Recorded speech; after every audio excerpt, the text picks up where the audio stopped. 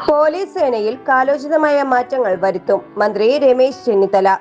സംസ്ഥാന പോലീസ് സേനയിൽ കാലോചിതമായ മാറ്റങ്ങൾ നടപ്പാക്കുമെന്ന് ആഭ്യന്തര വകുപ്പ് മന്ത്രി രമേശ് ചെന്നിത്തല. കണ്ണനല്ലൂരിൽ പുതിയ പോലീസ് സ്റ്റേഷന്റെ നിർമ്മാണോദ്ഘാടനം നിർവഹിക്കുകയായിരുന്നു മന്ത്രി. പോലീസ് സ്റ്റേഷനുകളിൽ എത്തുന്ന ജനങ്ങളുടെ പരാതികൾ സമയബന്ധിതമായി തീർക്കാൻ പ്രത്യേക സംവിധാനം ഏർപ്പെടുത്തും.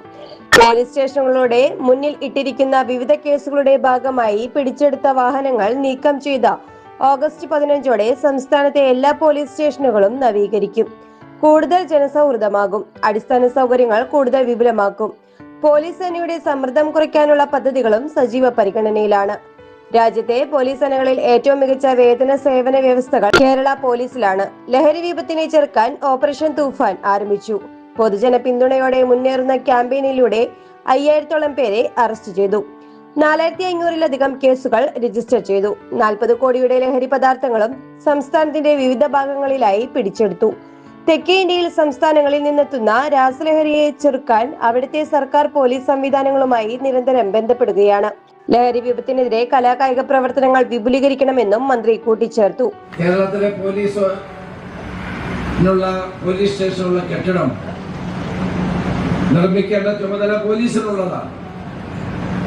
പക്ഷേ പോലീസിന്റെ കയ്യിൽ പലപ്പോഴും ഫണ്ടിന്റെ പ്രയാസം നേരിടുമ്പോഴാണ് ജനപ്രതിനിധികളായ ആളുകളുടെ ഫണ്ട് നൽകി സഹായിക്കുന്നത്.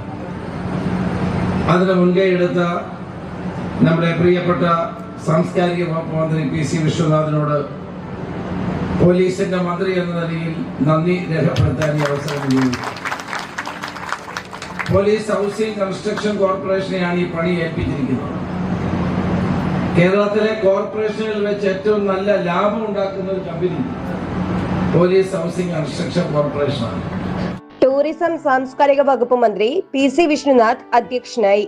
പോലീസ് സേനയുടെ ലഹരി വിരുദ്ധ ക്യാമ്പയിനായ ഓപ്പറേഷൻ തൂഫാന് കൂടുതൽ പൊതുജന പിന്തുണ ഉറപ്പാക്കും. സംസ്ഥാനത്തേക്ക് ഒഴുകുന്ന രാസലഹരിയുടെ വേരറുക്കാൻ സർക്കാരിന്റെ പ്രവർത്തനങ്ങളിൽ യുവജന പ്രാതിനിധ്യം വർദ്ധിപ്പിക്കണമെന്നും മന്ത്രി അറിയിച്ചു.